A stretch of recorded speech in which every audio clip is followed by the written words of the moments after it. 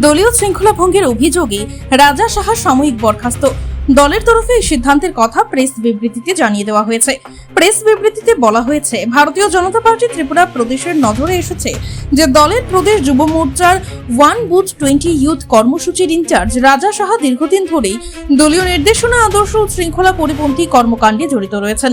দলীয়ভাবে একাধিকবার সতর্ক করা সত্ত্বেও তিনি দল বিরোধী কার্যকলাপে লিপ্ত ছিলেন এবং সামাজিক যোগাযোগ মাধ্যমে দলীয় নীতি ও প্রতিষ্ঠিত দলীয় অবস্থানের পরিপন্থী মতামত ও প্রচার সামগ্রী প্রকাশ ও প্রচার করেছেন।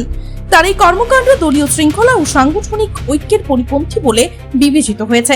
বিষয়টির গুরুত্ব বিবেচনা করে এবং পূর্ণাঙ্গ তদন্তের স্বার্থে ভারতীয় জনতা পার্টি ত্রিপুরা প্রদেশের রাজ্য সভাপতি অভিষেক দেবরায়ের নির্দেশক্রমে প্রদেশ সাধারণ সম্পাদক বিপিন দেববর্মা রাজা সাহাকে অবিলম্বে কার্যকরভাবে দলীয় সকল দায়িত্ব ও কার্যকলাপ থেকে সাময়িক বরখাস্ত করেছেন।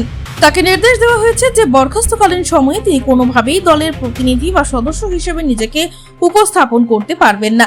এছাড়া অভিযোগের বিষয়ে চিঠি প্রাপ্তির তারিখ থেকে 5 দিনের মধ্যে ওনার বক্তব্য বিজেপি প্রদেশ কার্যালয়ে লিখিতভাবে জমা দেওয়ার জন্য নির্দেশ দেওয়া হয়েছে। নির্ধারিত সময়ে সন্তোষজনক জবাব প্রদান না করলে দলীয় সংবিধান অনুযায়ী পরবর্তী সাংগঠনিক ব্যবস্থা গ্রহণ করা হবে। এই আদেশ তৎক্ষণাৎ কার্যকর হয়েছে।